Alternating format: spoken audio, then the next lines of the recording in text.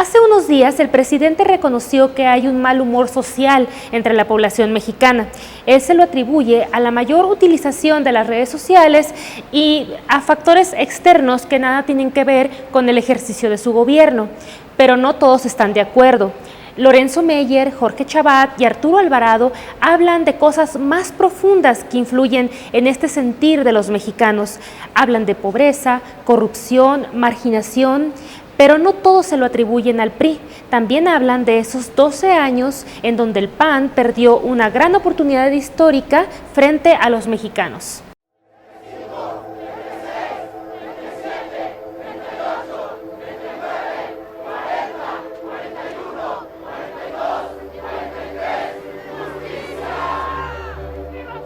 Entre la sociedad mexicana y sus partidos hay una distancia tan grande. Los partidos ya no representan a otra cosa que a sí mismos. Y la sociedad mexicana está huérfana, no tiene quien la represente y quien ponga como políticas las aspiraciones que esa sociedad tiene. Por eso es que no hay un proyecto y por eso es que está el mal humor social, la idea de que esto no va a ningún lado, que es la idea que prevalece. Pero es que la forma como se ha desarrollado esto no deja otra pieza capaz de representar transformar, no solo representar, sino transformar este enojo social en propuestas positivas y posibilidades de cambio. Mire, el gobierno de Salinas era muy cerrado en el tema de derechos humanos, incluso en el tema de la democracia. El gobierno de Zedillo fue un poco más abierto, todavía tuvo algunos conflictos con ONGs de derechos humanos, o sea, sí hubo avances importantes con Zedillo. La actitud defensiva hacia el exterior en tema de derechos humanos del actual gobierno se parece más a la de Salinas de Gortari. La presidencia de Fox, que pudo haber sido realmente un cambio histórico, la echó a perder el presidente y su grupo.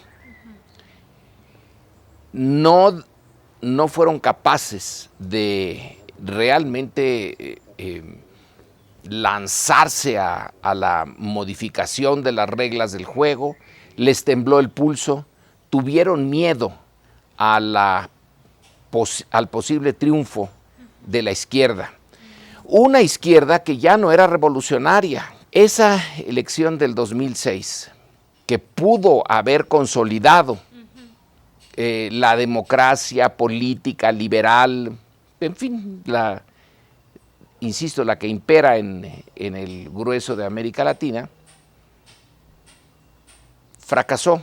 Y fracasó porque en esas circunstancias quien puede legitimar el sistema es quien pierde. A Calderón, la verdad, uno lo puede criticar desde luego por la estrategia de combate a las drogas, que pues, ciertamente fue muy violenta. No me queda claro que tuviera mucho margen de maniobra con las instituciones que tenía, pero bueno, se le puede criticar por eso. Vino la decisión de Felipe Calderón de legitimarse en serio desde dentro, como lo había intentado Salinas en 1988, la otra elección cuestionada, esta vez con una guerra contra el narcotráfico, esta vez vistiendo el uniforme de general de 5 estrellas, lanzando la operación Michoacana a una semana de haber entrado a Los Pinos, y fracasó. Fracasó, pero es un fracaso que se paga. Se paga con una cantidad de violencia, con una cantidad de muertes. En realidad es siempre el futuro lo que importa. El presente será muy desagradable siempre, porque es la realidad, pero uno imagina un futuro mejor. Es la búsqueda de la utopía. Y ahorita, ¿cuál es? ¿Cuál sería la utopía que puede presentar Peña Nieto y el grupo Atlacomulco y todos esos? ¿Cuál es? ¿Cuál? Ninguna. Pueden tener unos proyectos muy buenos para ellos y unas más casas blancas y luego casas rosadas y azules, etcétera.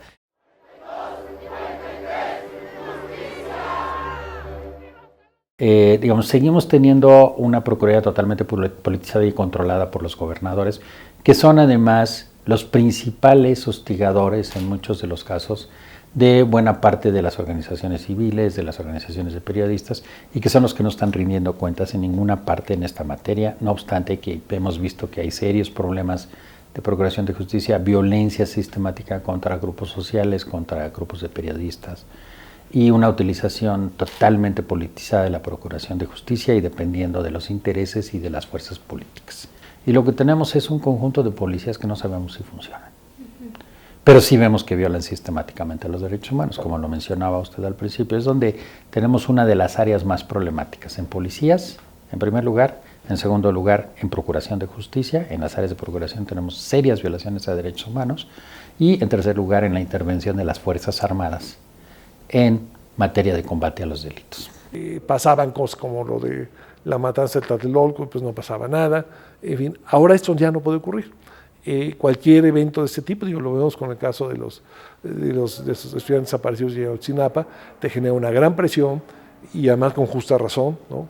O sea, tú no puedes hacer esas cosas sin que pase nada. La crítica que viene después está todo el proceso de investigación, que es una mezcla de ineficiencia y corrupción. Probablemente ineficiencia sobre todo, algunos sospechan corrupción. El gobierno federal ahora lo que nos muestra es una impotencia y una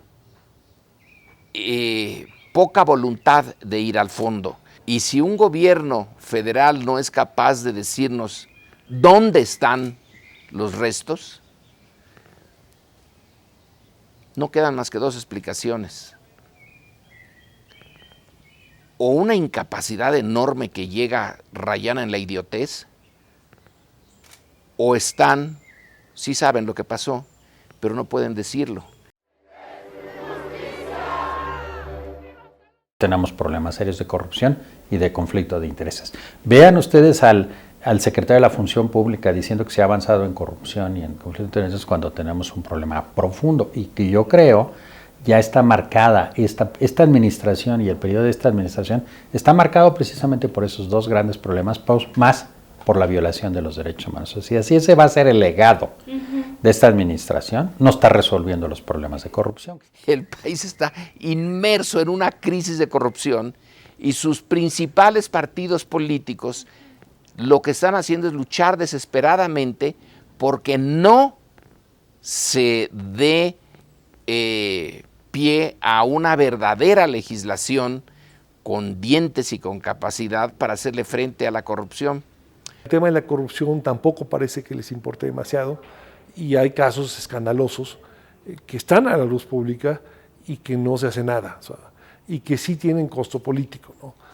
Casos que no se investigan, digo, por mencionar los más obvios, el caso de Humberto Moreira, el mismo conflicto de intereses, porque digo que es conflicto de intereses de la casa de Peña Nieto, en fin, todo el caso vinculado con el señor de IGA, lo de OHL, en fin, sí hay como que mucha evidencia, sobre todo a nivel local, de muchos gobernadores también, que donde hay gran corrupción y no parece que ocurra nada.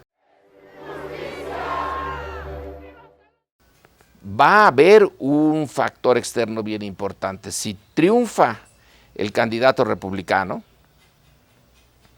yo creo que esta dirigencia mexicana no tiene ni idea de qué hacer. Trump ha hecho del ataque a lo mexicano una de sus principales banderas.